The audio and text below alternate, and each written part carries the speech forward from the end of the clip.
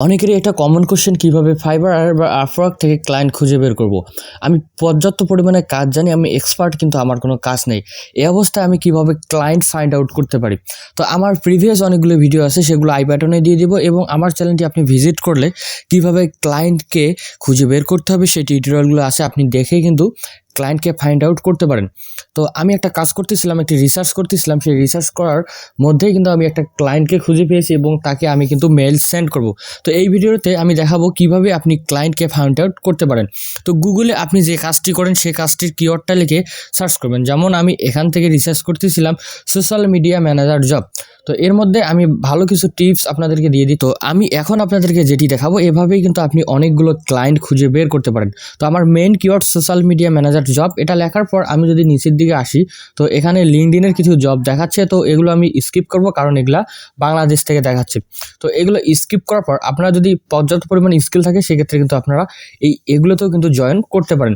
তো নিচের দিকে চলে আসার পর এখান থেকে দেখতে পাচ্ছেন আপওয়ার্ক একটি লিঙ্ক দেখাচ্ছে সোশ্যাল মিডিয়া ম্যানেজার জব। তো আপওয়ার্কের এই প্রোফাইলটা আমি প্রথমেই ওপেন করে নিয়েছি।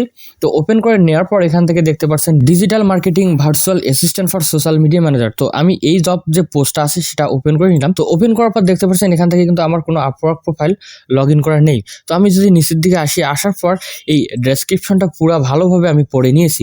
আপনারা যে কাজটি করবেন, আপনাদের যে জবে অ্যাপ্লাই করতে এসেছেন সেটি ভালোভাবে পড়ে নেবেন। এখন তো পড়ে না শেষ, কীভাবে অ্যাপ্লাই করবো, কারণ আমার আপওয়ার্ক অ্যাকাউন্ট নেই। কোনো সমস্যা নেই, এখান থেকে তার ওয়েবসাইটটি দিয়েছে, এখান থেকে যাদের ওয়েবসাইটটি দিয়ে দেবে সেই ওয়েবসাইটটি কপি করে নিয়ে এসে আপনি গুগলে সার্চ করে নেবেন।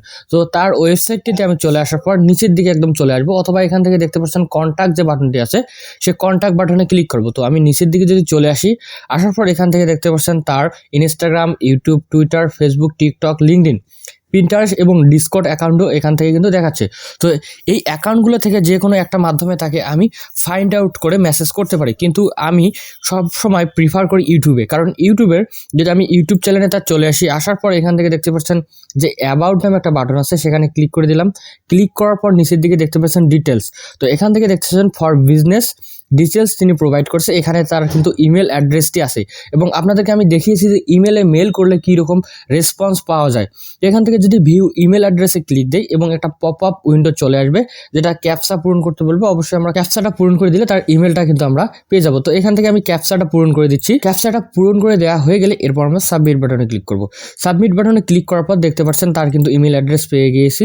তো এই ইমেল অ্যাড্রেসে আমরা যদি সুন্দর একটি মেল করতে পারি, অবশ্যই তিনি কিন্তু আমাকে কাজের জন্য হায়ার করবে।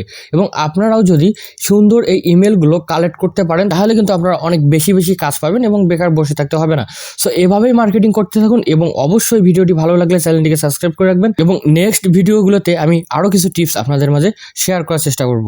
সে পর্যন্ত সবাই ভালো থাকবেন। অবশ্যই ভিডিওতে লাইক করবেন, সুন্দর একটি কমেন্ট করবেন, এবং অবশ্যই আমাদের চ্যানেলটিকে সাবস্ক্রাইব করতে ভুলবেন না। আল্লাহ হাফেজ।